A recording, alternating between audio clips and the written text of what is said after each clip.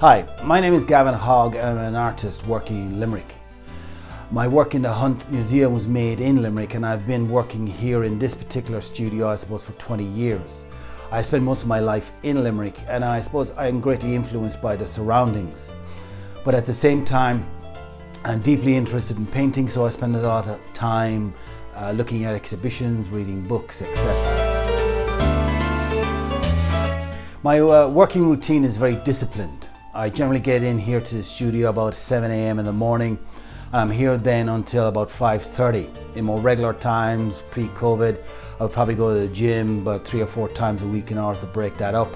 And then there's also paperwork and things like that to be done, but generally I'm here painting, working in my sketchbooks, or possibly in the printmakers around the corner, working on prints, which is just another way of thinking visually.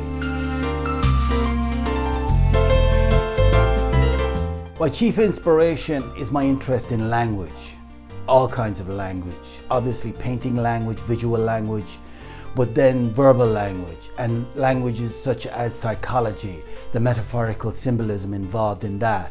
In 2012, I did a course in Jungian psychology, and that has a major influence on my work. And then there's just my ongoing interest in painting, my fascination with it as a language, its tradition, its possibilities. And so I make paintings, I work in sketchbooks, I make prints, and one work influences another, one painting breeds another. My most enduring influence is my father's, and particularly his work ethic.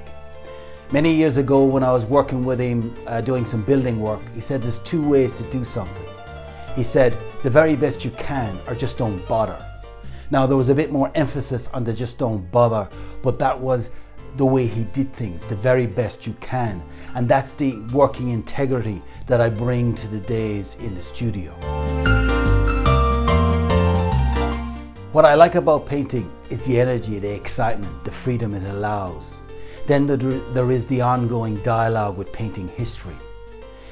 As I've said, when I'm not painting or working in sketchbooks or making prints, I'm reading books about painting, trying to see what is possible, trying to see how I can work beyond the edge of my limitations, to make the paintings better, to make them freer, to make them stranger. Because the idea within the painting is not to do what I know, but to try and find out what I don't know. The great thing about painting is that it brings new forms of thinking and seeing into being, and I really get excited about that.